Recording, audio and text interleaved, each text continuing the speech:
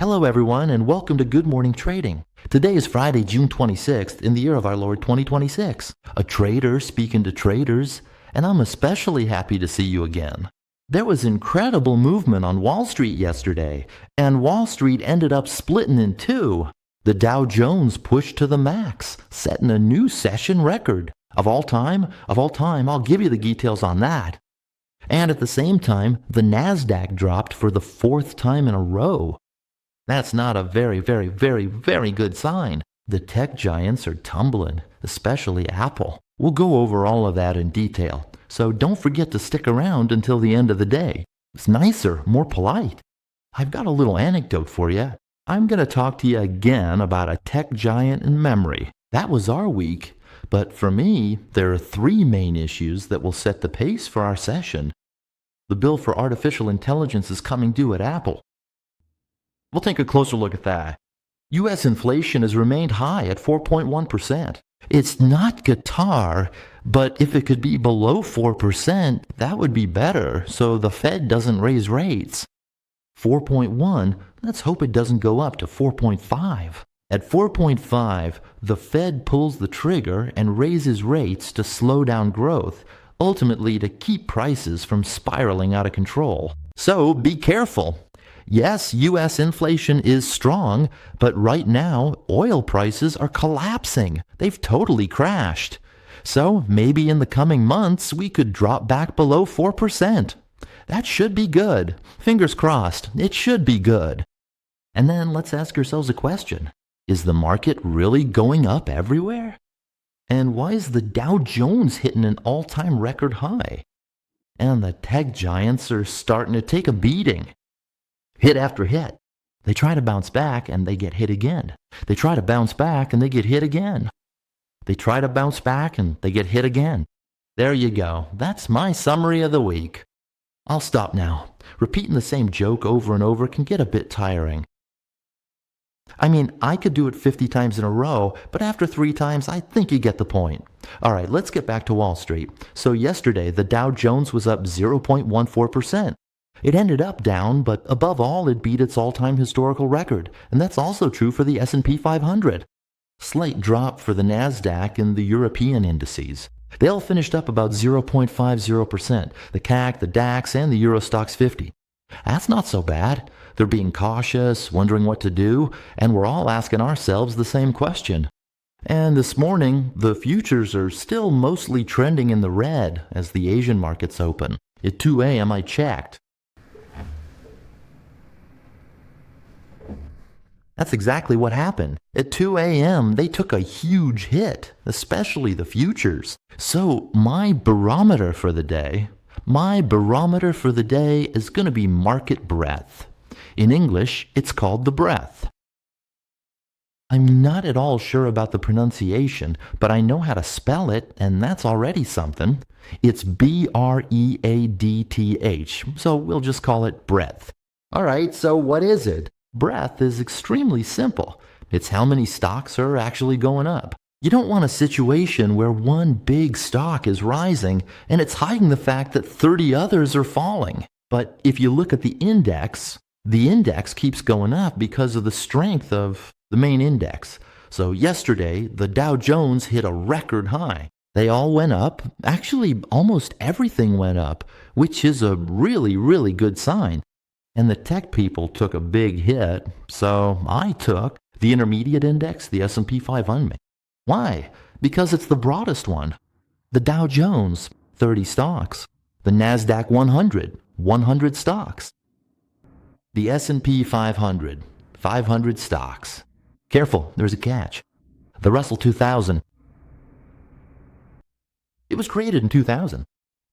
But no, actually, there are also 2,000 stocks in it. So with the S&P 500, these are broad indices with very large market capitalizations. That really gives us an idea of whether the market is going up or not. So out of these 500 stocks, I did something really simple. I took the 50-day moving averages. If they're above, it means they're going up. If they're below, they're going down. We have 6 out of 10 stocks, 62% to be exact, 6 out of 10 from the S&P 500 that are above their moving average. So that means the market is overall more than 60% bullish. But we have the tech giants, we have the NASDAQ, which has been dropping for 4 days. So what does that mean? The capital is leaving the generals to be transferred to the generals, the sergeants, the junior officers. That's it. The biggest stocks are so expensive that they're cashing in, taking their profits, and then spreading out. A kind of risk diversification. On the S, P500, 1 million for you, 1 million for you, 1 million for you, 1 million for you. You know the repetition committee? I'm not going to do it 500 times, but you get the idea, especially if you have $500 million, and there you go. You've perfectly spread out your risk. You take an ETF, but in those cases, you're exposing the TFC in terms of liquidity. But that's another problem. So it seems, so we say to ourselves, we have 6 out of 10 stocks going up. It actually seems like a pretty healthy rise. Yes, the rise is broad. The broader the rise, the healthier it is. That means there's cash coming in, and that's good. It's better distributed. But be careful.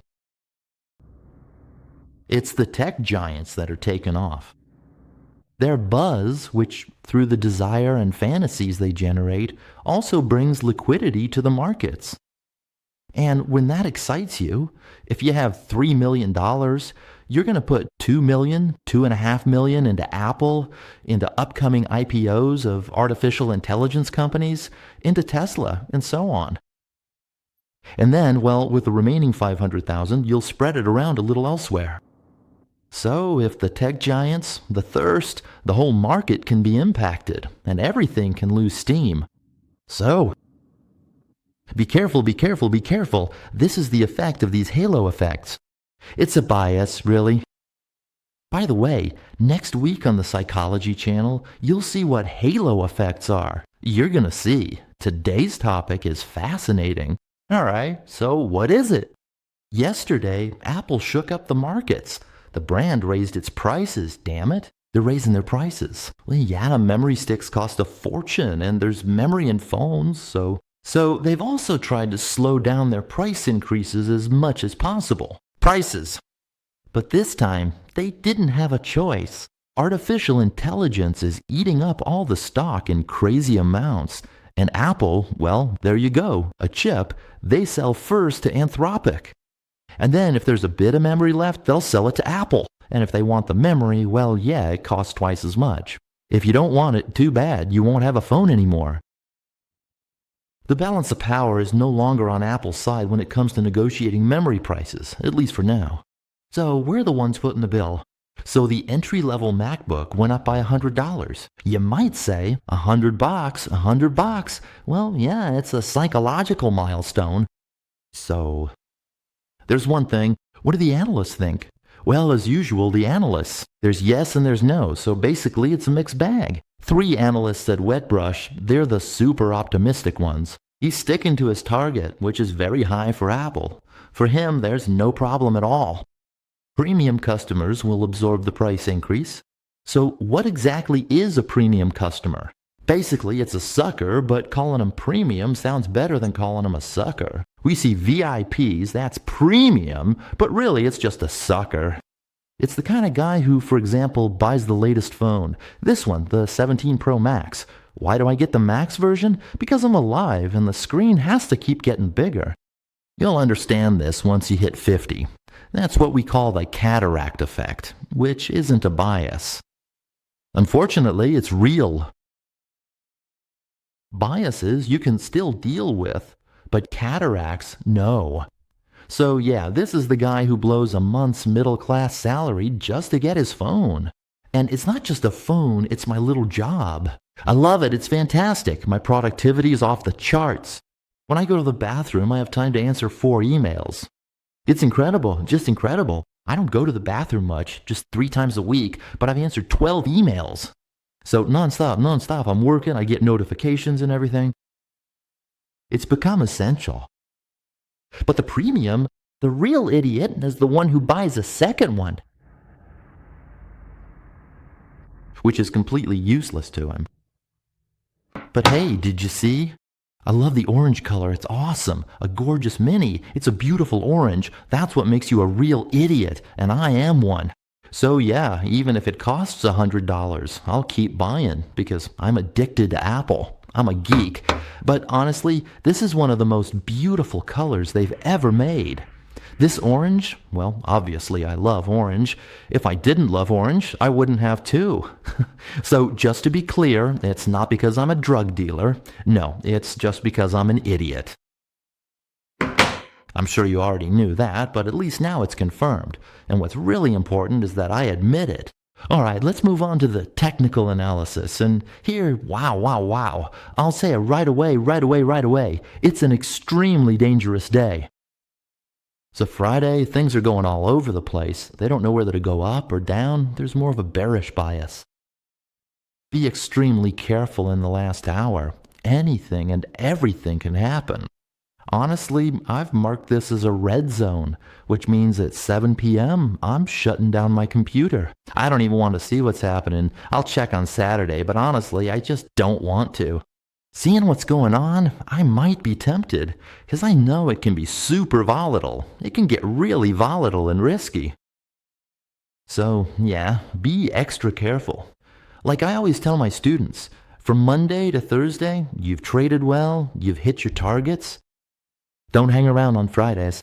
I know it's tough because we're passionate about this. Take the day off, get some rest. It really does you good. You've got 3 days to reflect and work on your self-esteem and self-confidence, which are so important in trading. If you're overconfident, you're done for. If you lack confidence, you're done for too. So you've had a great week. You've got 3 days. All right, I had a great week. I'm happy. I had a great week. I'm happy. You'll show up on Monday feeling great.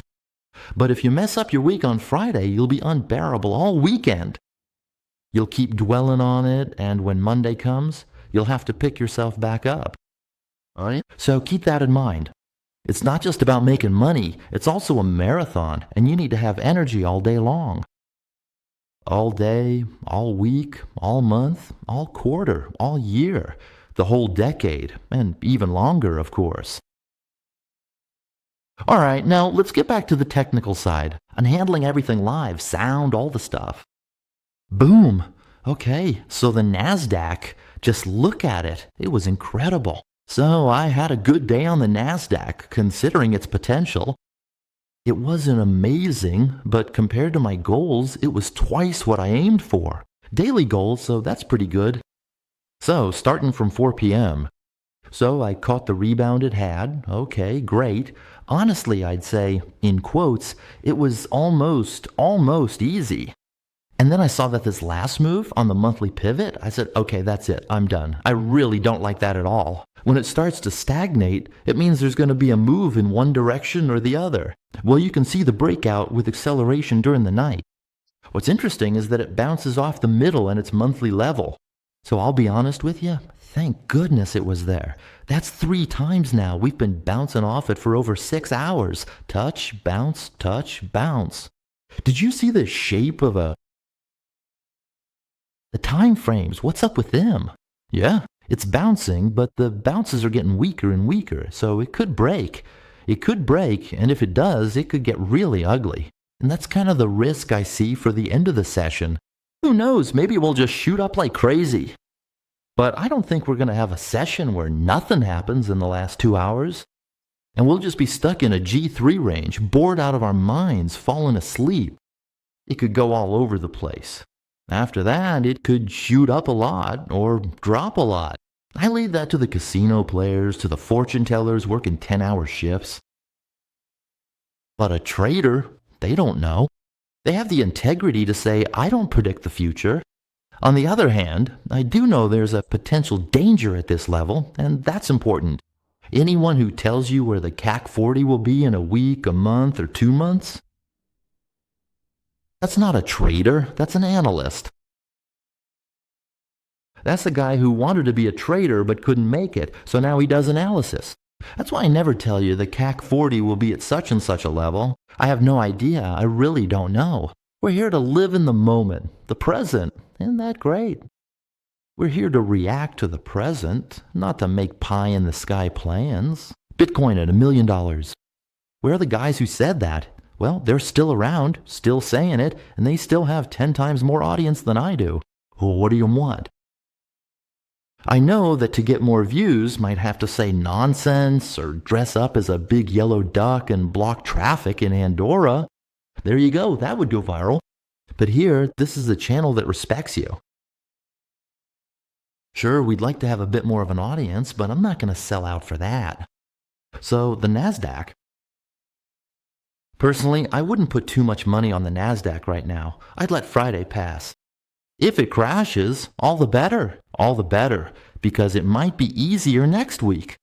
But for now, extreme caution, honestly. The NASDAQ doesn't look good right now. If the monthly middle S1 gives way, we could potentially be looking at a 1,000 point drop. We're not far from it, so the monthly support, we saw that there was a bounce. The monthly support seems really far away. Right now, it would really take a big red day. Yeah, it's possible. And we could also end up at last month's high. So, yeah, I know I keep harping on this, but don't take unnecessary risks. The Dow Jones, though, just look at how beautiful it is. Look, what happened? It went straight up. It was incredible for the guys trading the Dow Jones. I just caught it out of the corner of my eye. I don't trade it. Not the Dow Jones. You've got it above 53,000 points. The all-time high score, that's really important in the stock market. Trees never grow all the way to the sky, but they always go higher than we thought. So let me remind you, there was some poor guy who wrote when he was 20 or 30 years old, the Dow Jones at 12,000 points, 30 years. The Dow Jones 40 years. 40 years ago in the 80s, the Dow Jones at 12,000 points. Everyone made fun of him. The guy got totally destroyed. Okay, well, at 52,000, he got destroyed because everyone said it would never reach 12,000. So we don't know. Now, I know I'm going to hear the guy who'll say, well, then Bitcoin at $1 million is possible. And you say, half joking, yeah, it's possible. Anything's possible. But there's a better chance it'll drop to 0 than go up to $1 million. There you go. It's been said. But in the meantime, it's going to move around. So, Dow Jones. Well, it's nice to look at. It bounced back off its resistance. A monthly chart that limited the downward wave. Well, now they've pulled everything out of Apple. They're doing well with the Dow Jones. You can see it physically, so to speak. The S&P 500, which is broader, with 6 out of 10 stocks rising above a 50-day moving average. I did the little calculation for you. Still, be careful. Look, it's sitting on its monthly support around 7,400. That means that quietly, without us really noticing, it has gone down. More than the NASDAQ, so the idea is that the NASDAQ could catch up to it at its monthly support. That is to say, when it comes to a tech stock, I think the S&P 500, if there's a drop, is more likely to hold up than the Dow Jones. It's the Dow Jones that's going to take the biggest and fastest hit. In my opinion, I don't know when. As I told you, I'm not a fortune teller, I don't read cards, I can't see the future. And I have some bad news. For 50,000 years, no one has ever been able to predict the future. So, when someone told you that you were going to ace your studies and you stopped working because a fortune teller said so, things weren't looking good, guys.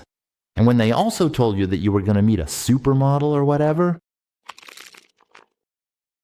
you're going to end up with Josie Ann like everyone else. That's it. Plain and simple. You have to be realistic. A supermodel that's on TV, it's like a breeding program or something. You never see them, not even in the 7th arrondissement. You barely see any in Paris. Can you imagine? We don't even know where they're raised. It's something special. In my opinion, they must be cloning them. Anyway, there's something going on in Norway, and, well, I prefer blondes. That's why I'm saying this about gold. Well, listen, gold is doing fine. It didn't drop yesterday. After 2 months of going down, it didn't drop, and it's still above 4,000, so there you go. In my opinion, it's likely to stay around these levels. For a little while, we'll see how it goes. As for Bitcoin, well, listen, it's fantastic. It's just under 60,000, and it's on its way to $1 million. Right now, I have a good feeling about it. I'm not kidding, I really do. Honestly, it's true that it's super useful, something we use every day, and everyone wants to be paid in Bitcoin. You can feel it. There's a real influx. There's a real desire for Bitcoin. And actually, it's so desirable that in the end, the code is open source and anyone can create their own Bitcoin. Well, so when it comes to value, it might be worth a bit less if you don't have proprietary technology.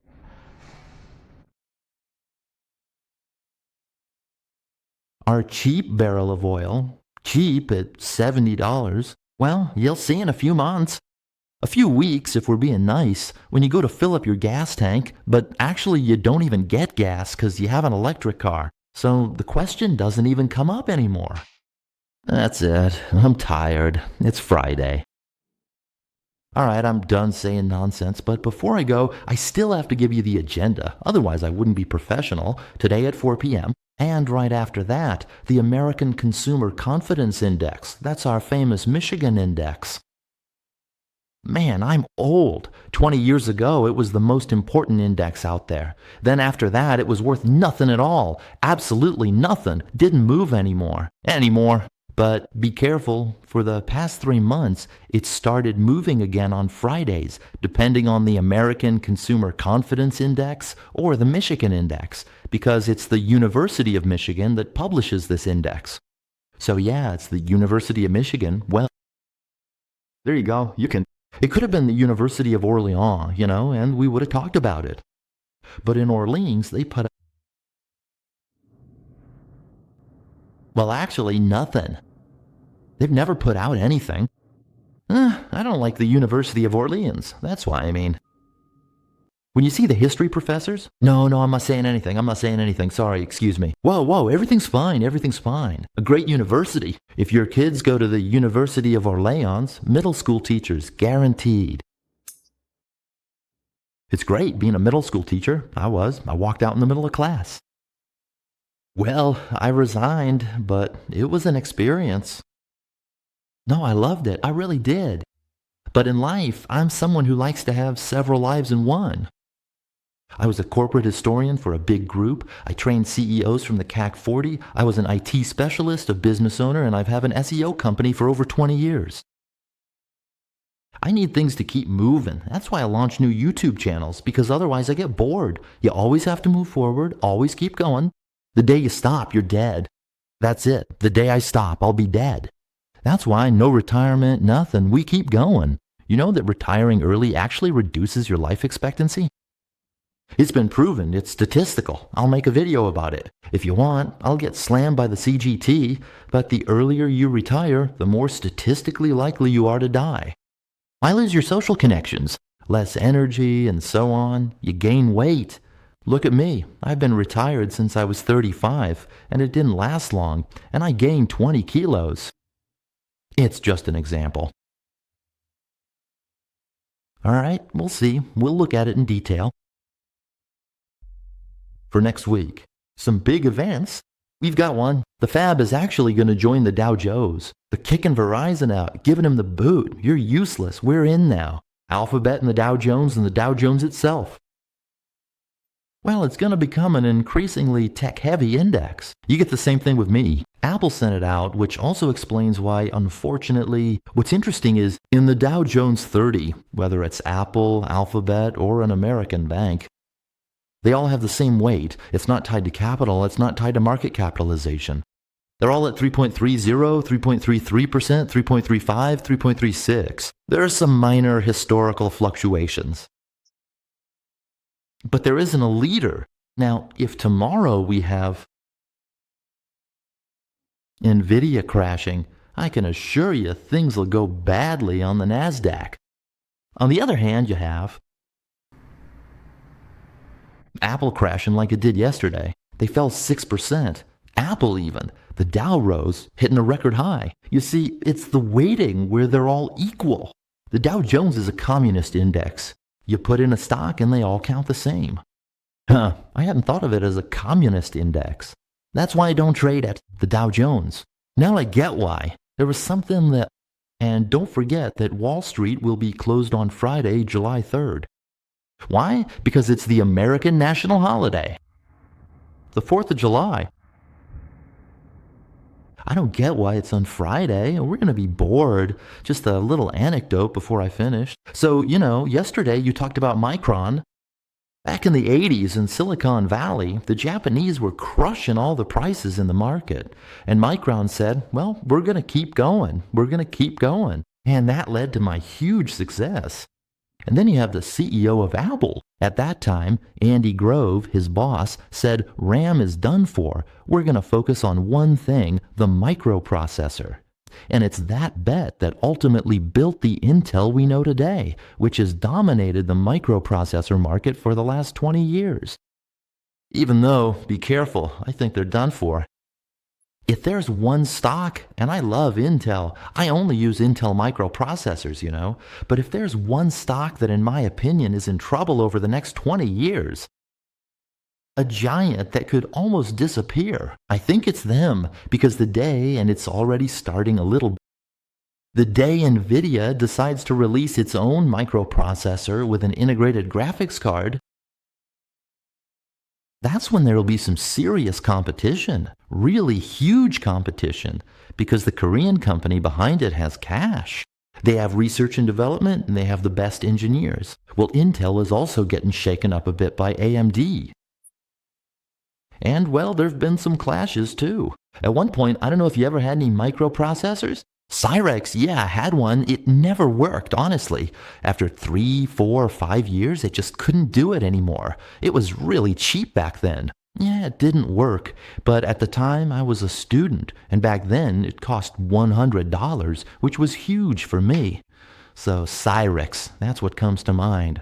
It's for the old-timers. That thing would overheat. It would almost fry the PC instantly. Actually, at one point I thought this could be a weapon of mass destruction. Just put some microprocessors on Cyrex, work them a little, and boom, everything explodes. But let's not give people bad ideas. Yeah, so Intel has been dominant for 20 years, but now that's being challenged a bit, and that's another lesson. It also means, if I think about it, back in the 80s, Andy Grove's genius was knowing when to pivot. If a job is declining a bit, okay, wipe the slate clean, focus all your energy on what you think can work. And that could be your situation too. If you're a business owner and you feel your market is running out of steam and too much competition is coming in. Say you're in the pizza business and a second pizza place opens, then a third. Prices drop and everything goes downhill. Do something else. Maybe keep your pizzeria as long as it's profitable, but don't invest in it anymore. Move on to something else. Find another niche, another place where you can be good. That was a turning point. Be careful though. I've heard journalists talk about 360-degree turns. I'm making a 360-degree turn here, but be careful. So that means there's actually no change at all. But for him, he meant it was a revolution. So at that moment, they actually made a 180-degree turn. I'm making a 180. There you go. That's a real turn, not a 360 like journalists sometimes say. But I'm telling you, it's not easy. Like me, I've been talking here for 20 or 25 minutes and I don't have any notes. It's live and, of course, you make mistakes. And there's always that little jerk frustrated with his life. That's not it. Well, try talking for half an hour nonstop, man. Believe me, I think I'll find some mistakes in what you say too. Watch out tonight. This could really blow up. In my opinion, this is going to be a hit. So, big risk. It was a computer at 7 p.m. Go out to a restaurant. I think you'll save more money than staying in front of your computer. We'll see each other tomorrow. No, actually, Monday. Same way. Thanks for sharing this moment with me. And that's it. Normally, I used to have a gong. I'll try to find it again. It's a moment of serenity. I try to bring a little bit of calm into people's lives. With these few seconds, there you go. But in a moment of serenity, I was too relaxed, and I dropped them. The gong, well, it broke. So I need to find another one, but the same kind. Otherwise, it's just not the same, and it's complicated. So I have to find one in China then, because, well, it was a good Chinese one. Yeah, it wasn't expensive. It's Chinese. With that, I send you my best. Take care, and I'll see you on Monday. I hope all my channels will be up and running. Right now, I'm not promoting them too much because I want there to be at least 2 videos so you don't end up on an empty page. Sorry to those who already subscribe to the History channel. I launched it a little too early. So, well, I have it. It's not that I don't have it. It's not that the videos aren't made, but they need to be released in 6 languages because that's my big ambition. These 5 YouTube channels translated into 6 languages, that's 30 YouTube channels running. That's my huge project. Super cool people are working on it technologically. It's awesome, but it's night after night of work. With that, I send you my best. Have a great weekend. Give your wife a kiss. Tell her she's beautiful. If you're not sure, tell her haircut is absolutely stunning. That always works. And especially if she's just come back from the hairdresser, tell her it looks great even if you can't see any difference and it cost a fortune. But there you go. Make sure you have a great weekend. And to make sure of that, give a compliment to your wife, your partner, your husband. It even works for guys, ladies. There aren't many women who watch Good Morning Training, but it still works. Tell your husband, "Oh, honey, I think you've slimmed down." It always feels good, even if we know it's not true. That's it. That's all. But it's true, though. No? Don't you think so? Just a little? Can't you see there's a hollow here now? You don't see the hollow? Before, it was like a hamster cheek, and now it's a little better. Okay, we'll talk about the hollow later, so there you go. You know, I'm starting to miss you because of this. Well, I'm off. Bye, kisses. See you Monday.